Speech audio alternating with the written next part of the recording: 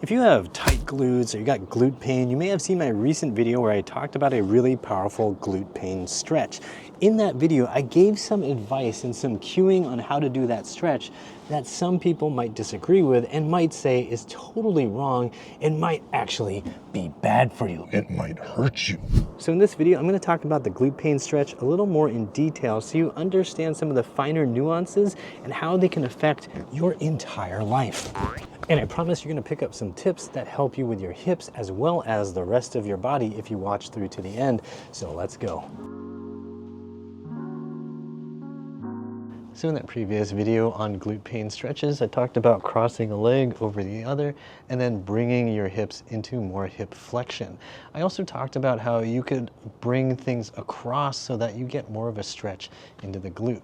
One thing I didn't mention is that you can really supercharge this stretch when you feel like you have the control by thinking about adding more arch to your lower back. That's going to emphasize stretch of the muscles around the posterior hip, and it's going to take out any potential rounding of the lower back and stretching in the lower back. When you're doing this kind of glute stretch, there is a temptation to just really round the lower spine, the lumbar spine, and that can potentially stretch out some of these lower back muscles, which is not a problem as long as you don't overdo it.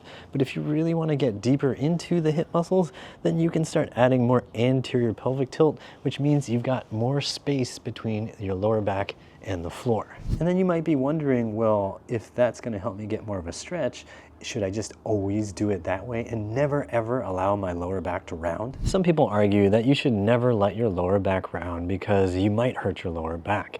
And the reality, in my opinion, is that your lower back should be able to round safely. If you want to do specific movements in real life, you have to have a lower back that has the ability to round. You want your hip muscles to allow that to happen safely, and you want your back muscles also to allow that to happen safely. For example, I've recently been exploring different floor movements and rolling motions that require my hips and my spine to be able to be comfortable in a rounded position no matter what angle I'm in, whether I'm like this or whether I am upside down and on my shoulders. If I want to be able to maneuver on the floor or into the air comfortably and safely, my spine and my hips have to be able to handle different positions, not just the ideal positions.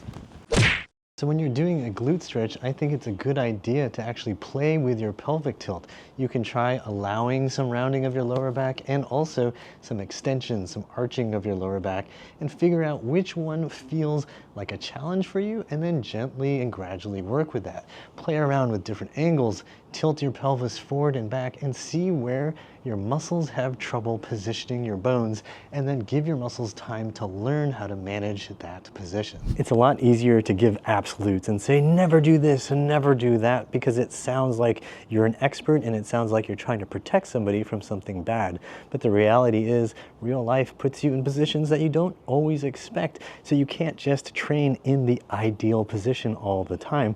Otherwise, as soon as you get into a slightly awkward, non-ideal position, you get hurt. So when you're stretching your glutes or any other hip muscles or any other muscles in your body, remember to be exploratory, because ultimately you're looking to have a greater array of options, not just be good at one strict, specific, ideal position. If you're looking for a program to help you make your hips more flexible, strong, and capable in a variety of positions, be sure to check out the Healthy Hips program at uprighthealth.com/DIY.